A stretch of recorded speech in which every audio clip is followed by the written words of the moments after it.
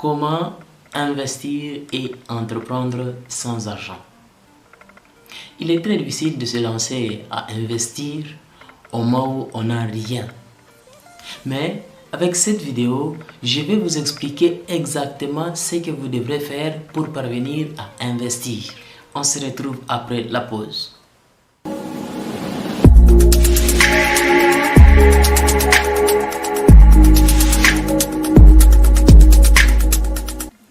Bonjour tout le monde, Pierre Mousseli.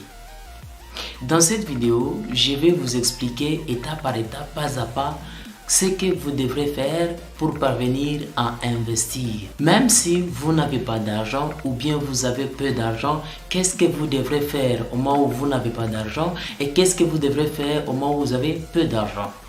Investir demande des moyens financiers qui nous permettra de se lancer dans tout ce que nous souhaitons faire. Mais tant qu'on n'a pas d'argent, qu'est-ce que nous devons faire?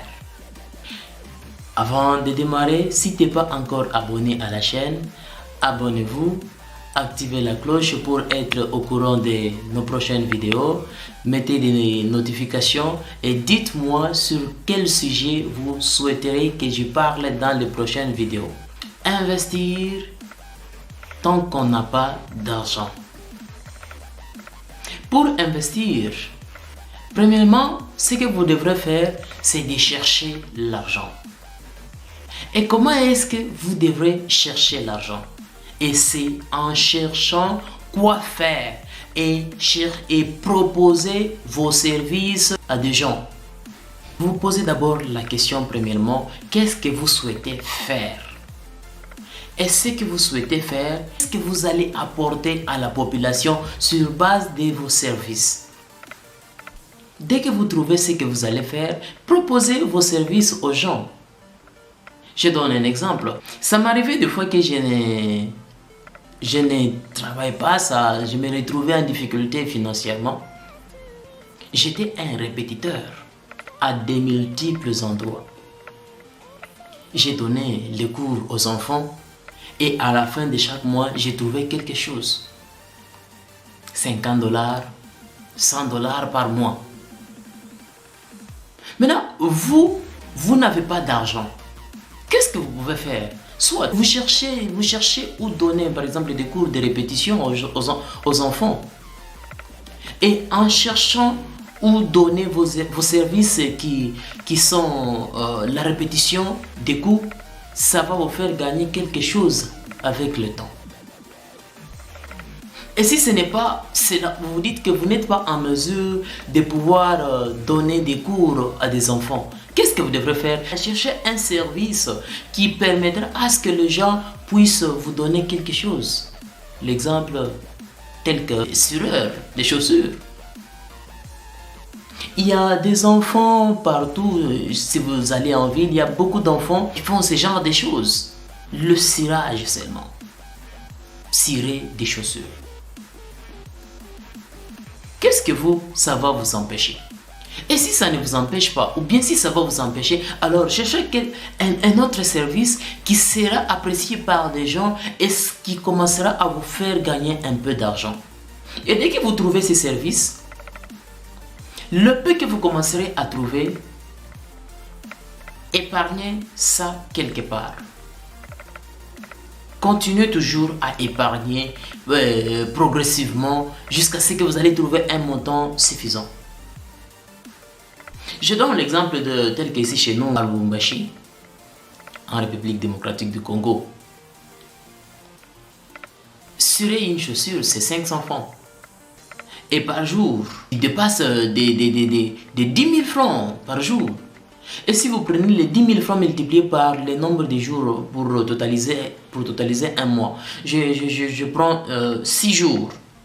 Par semaine, ils peuvent avoir la possibilité d'avoir 60 000 francs.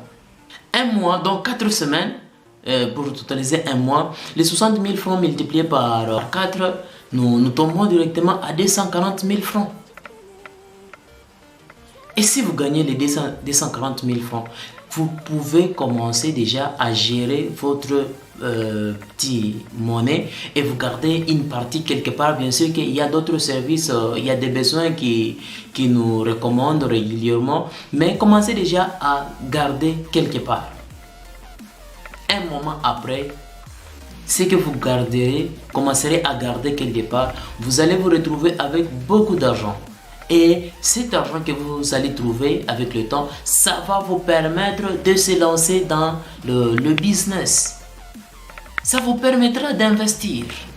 Donc avec ça, vos services que vous commencerez à proposer aux gens, ça vous aidera de gagner et ça fera partie des sources de revenus. Dans la vidéo précédente, je parlais comment multiplier les sources de revenus. Et si vous maîtrisez ce genre de choses, vous proposez beaucoup de services, vous allez amasser beaucoup d'argent. Nous commettons souvent des erreurs.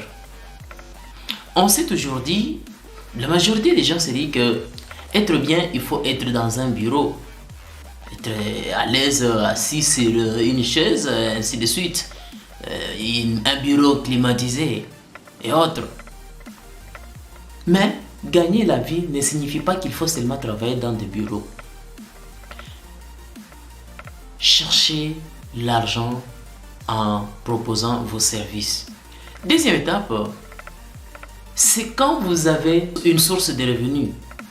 Vous êtes employé quelque part, vous gagnez votre salaire à la fin de chaque mois. En gagnant votre salaire et vous dites que vous voulez investir, mais vous n'avez pas assez d'argent pour pouvoir investir.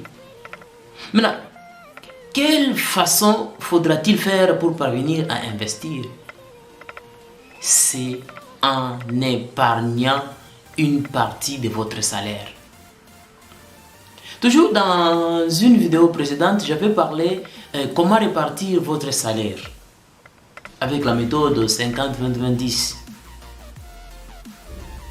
Bien sûr que dans cette méthode, en utilisant cette méthode, ça va nous permettre de pouvoir répartir notre salaire.